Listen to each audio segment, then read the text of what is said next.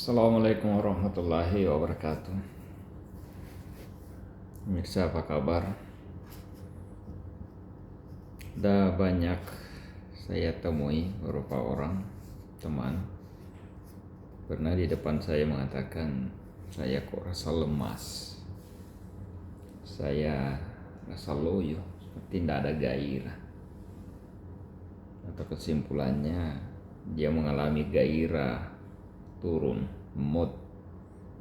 bad mood, gairah turun. Jadi itu persoalan yang kita hadapi dalam kehidupan nyata. Kadang kita mengalami rasa bad mood tidak baik. Kita memiliki gairah berprestasi yang lemah. Kenapa kita rasa sering malas sekali? Kenapa terasa langkah kita setengah-setengah? Dan banyak seterusnya persoalan yang sering kita hadapi. Jadi saya membaca buku, ada yang menjelaskan begini. Memang secara umum itu kita memang sudah sering mendengarkan keluhan seperti itu. Ada beberapa hal yang menjadi persoalan kenapa gairah kita lemah, terutama dalam hal berprestasi. Nah, digambarkan di buku itu, yang pertama itu bahwa orang tersebut atau kita dalam hal ini tidak memiliki sasaran hidup yang jelas. Jadi sebelumnya dia bergairah, dia sangat hebat, bekerja, tinggi sekali cita-citanya, tetapi ternyata tidak memiliki sasaran yang jelas, sehingga terkadang gagal di tengah jalan atau susah mencapai tujuan yang ingin dicapainya. Padahal memang harusnya itu sasaran kita harus jelas. Dalam ilmu manajemen ada istilahnya sasaran jangka pendek, jangka menengah, dan tentu ada jangka panjang. Jadi sasaran itu harus jelas seperti apa. Pengertian harus jelas. Jelas dalam arti juga kadang harus spesifik atau tidak mengandung pengertian yang luas. Karena kadang-kadang sasaran kita ngambang, terlalu luas. Contoh, saya mau ke Jakarta. Jakarta di mana? Tidak jelas, hanya ngambang. Memang betul, sasaran yang terlalu luas ke Jakarta, tapi ke Jakarta di mana? Harusnya harus spesifik. Saya harus ke Tanah Abang untuk belanja. Jadi bukan cuma Jakarta, saya ke Jakarta, tepatnya di Tanah Abang. Jadi jelas dalam arti bisa kita capai menurut ukuran kita. Jelas dalam arti bahwa tak bisa menghemat waktu untuk sampai tersebut dan tidak kemana-mana lagi. Bisa terbaca dengan jelas berapa lama kita akan tempuh, berapa biaya yang kita akan capai ke tempat tersebut, dan berapa, ya kurang lebih berapa lama kita harus. Kenapa sasaran itu terkait dengan gairah? Ya tentu kalau kita tahu sudah sasaran yang kita inginkan, maka logikanya kita akan terdorong untuk mencapainya. Kejelasan sasaran itu terkait dengan kekuatan motivasi dan tekad kita pada dasarnya nanti. Ada seorang ahli namanya Anthony Robbins mengatakan bahwa sebenarnya tidak ada orang malas di dunia ini. Jadi orang menjadi malas itu karena itu tadi tidak memiliki tujuan yang jelas. Sehingga orang yang tidak memiliki sasaran atau tujuan hidup yang benar-benar ingin diraih itu sangat berpotensi terkena apa yang disebut kemandekan batin. Batinnya mandek sehingga gampang dihinggapi ya berbagai penyakit dan kotoran. Ibarat air yang mengalir, ia akan bersih dan membersihkan. Tapi kalau mandek, ia bisa kotor, berkumpul dengan kubangan, berkumpul dengan sampah, akhirnya akan mengotori. Akhirnya muncul berbagai hal-hal yang tidak baik, bau yang tidak sedap mungkin. Sama dengan batin kita, salah satu kotorannya adalah malas, penyakit malas. Jadi kemalasan yang terkait dengan proses pengembangan atau development proses, itu penyebab gairah turun. Sasaran tidak jelas, yang pertama. Kemudian yang kedua adalah ada namanya filsafat hidup yang negatif. Ya, misalnya ungkapan, daripada sudah bekerja keras tapi tidak kaya-kaya, mendingan kerja asal-asalan saja. Daripada berpanas-panas tidak mau dapat apa ya, lebih baik kita dibawa yang bernaung. Kita tunggu saja pemberian orang. Ya, ngapain kuliah rajin-rajin? Sarjana juga banyak yang nganggur. Ini filsafat hidup negatif. Melihat orang dan dia menjangkiti dirinya. Kadang buru-buru cari rezeki yang halal, yang haram saja susah. Itu kan susahnya minta ampun kalau halal seperti itu. Negatif thinking terus pikirannya. Itu membuat dia semakin lama semakin tidak proaktif, tidak produktif kalau sudah begitu. Kenapa ini semua negatif? Ya karena itu tadi, kesimpulannya kerap menyeret kita pada pola hidup yang malas. Jadi yang perlu kita waspadai adalah arahnya, bukan semata benar dan salahnya secara substansi, secara isi ya. Nah kita penting arahnya sebenarnya kemana kita ini berpikir. Jadi tentu sebenarnya lebih baik kita berpikir, perlu belajar yang lebih giat lagi supaya tidak menjadi sarjana yang nganggur. Nah itu bahasa yang bagus. Lebih baik kita berpikir perlu kita kerja keras, lebih cerdas lagi supaya bisa mendapatkan apa yang kita inginkan. Mungkin ingin kaya, ingin pendapatan. Walaupun semua tidak bisa memberikan jaminan dalam satu waktu kerja. Tetapi arahnya, dinamikanya, dan energinya yang kita bangun sudah positif. Jadi yang perlu kita sadari bahwa terkadang banyak ucapan yang benar tetapi tidak memberi manfaat positif kita. Jadi detailnya itu filsafat hidup seseorang akan menghasilkan sikap mental, yaitu bagaimana kita menjawab atau merespon kenyataan yang kita hadapi.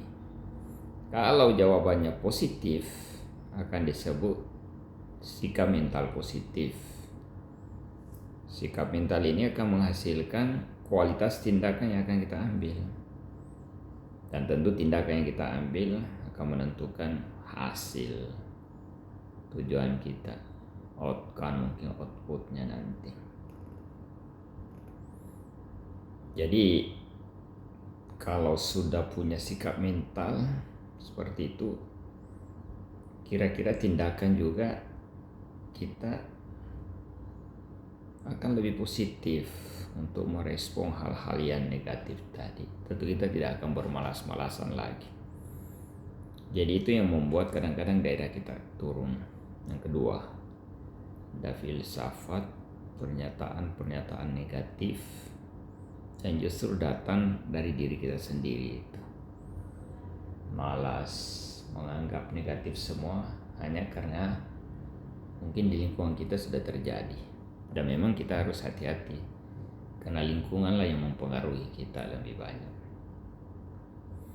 Nah, yang ketiga, pemirsa, kenapa gairah kita menurun? Terlalu banyak dan terlalu lama membiarkan pikiran atau perasaan negatif. Sebenarnya semua orang pasti pernah menyukai pikiran negatif, apalagi kalau iblis sudah merasuki diri si kita. Kadang-kadang dirasuki oleh orang lain, atau tadi yang saya bilang, kondisi, keadaan, lingkungan kita. Yang membedakan tentu kadarnya, frekuensinya, dan kecepatannya kita menyadari diri untuk tidak terus terjerumus, tidak terkungkung, tidak terbelenggu oleh kondisi, keadaan yang serba memberikan efek negatif kepada kita. Ya, kenapa pikiran dan perasaan berpengaruh? Pasti jelas karena kita rasakan langsung. Nah, kalau kita membiarkan penilaian negatif terhadap diri sendiri terlalu lama atau terlalu banyak, maka yang muncul adalah kesimpulan akumulatif yang negatif berkumpul sedikit demi sedikit akan menjadi akumulasi, akan menjadi gunung pikiran yang negatif muncul. Misalnya ada kata-kata, ya saya tidak mampu, saya tidak bisa, saya bukan siapa-siapa, saya malas. Nah, kumpulan demikian memang membuat kita tidak mati, tetapi seperti yang kita alami ya akan sia-sia yang kita akan hadapi. Energi kita akan terkuras, energi positif kita akan habis. Yang muncul adalah tekanan terus-menerus dan didorong dan dikuatkan oleh rasa ketidakpedean kita. Oleh karena itu, baik ajaran agama maupun ilmu pengetahuan tentu punya nasihat yang sama. Dalam keadaan atau posisi apapun kita dianjurkan untuk memilih pikiran dan mentalitas yang berorientasi rasa syukur. Ya, syukur berarti kemampuan seseorang dalam mengoptimalkan penggunaan sumber daya, resource yang sudah ada ya untuk meraih prestasi dengan cara-cara tentu positif. Maka diharapkan tentu kita berpikirlah untuk menggunakan potensi seoptimal yang mungkin. Berpikir untuk menggunakan fasilitas seoptimal mungkin, mana-mana sarana prasarana optimal yang ada. Karena memang kita selalu rentan terkena pemikiran negatif. Baik itu kita ciptakan sendiri, lahir dari pikiran-pikiran negatif sendiri, atau mungkin pengaruh bujukan orang lain.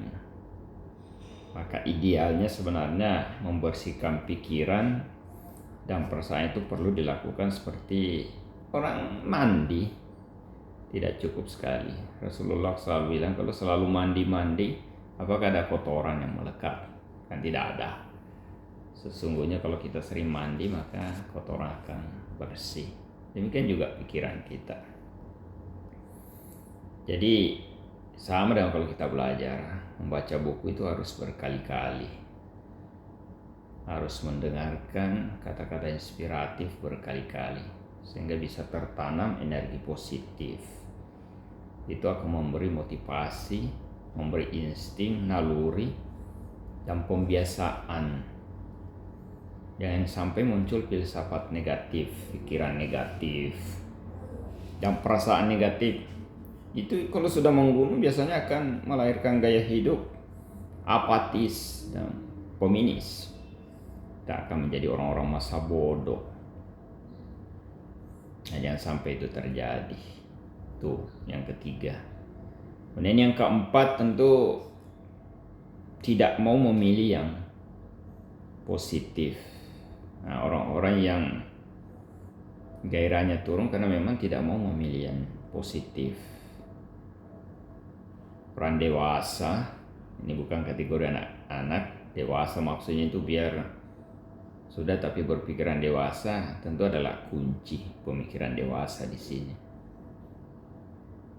Ada orang yang mungkin gagal di hubungan asmaranya, gagal di karir yang dicita-citakan, itu bisa memicu kemalasan, down,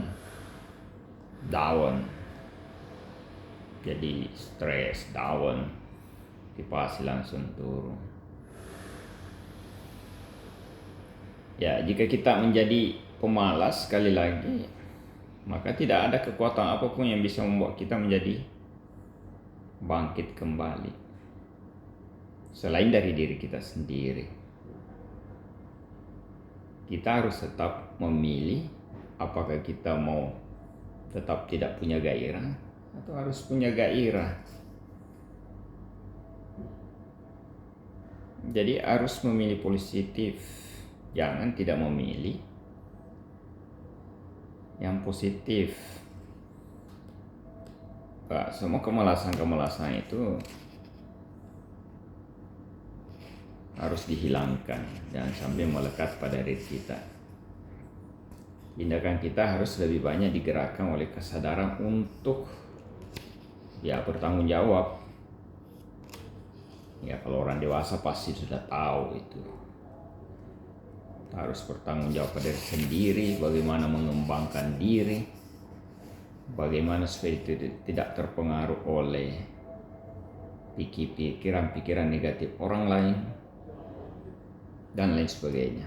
Nah, kemudian yang kelima tentu yang membuat gairah turun itu karena kurang belajar menggunakan ledakan emosi positif yang ada. Sering marah, tidak puas, malu, takut, inginnya hanya dipuji-puji. Itu ledakan-ledakan emosi yang jadi negatif pada diri kita. Kita harus belajar mengendalikan semua itu. Takut akan dimarahi orang tua kalau kita nilai jeblok, itu dapat memicu rasa malas untuk belajar, jadi minder, kayaknya nganggur. Nah, untuk orang yang belum sanggup membangkitkan daerah dalam dirinya, itu pasti belum susah membangun fondasi personal yang kuat. Nah, oleh karena itu ya segera bangun, tunjukkan, jangan sampai 5 hal yang menurunkan gairah tadi itu ada pada diri kita. Kita harus kendalikan diri, memunculkan kemauan diri, jauhi malas, jauhi pikiran negatif, dan jauhi dipengaruhi oleh ledakan-ledakan emosi yang tidak positif tadi. Malas, takut, inginnya selalu dipuji. Ya, harus menyadari diri. Demikian pemirsa, semoga bermanfaat. Tetap motivasi diri harus diperkuat, dan jangan sampai terpengaruh oleh hal-hal yang bisa menjatuhkan gairah motivasi untuk berprestasi. Assalamualaikum warahmatullahi wabarakatuh.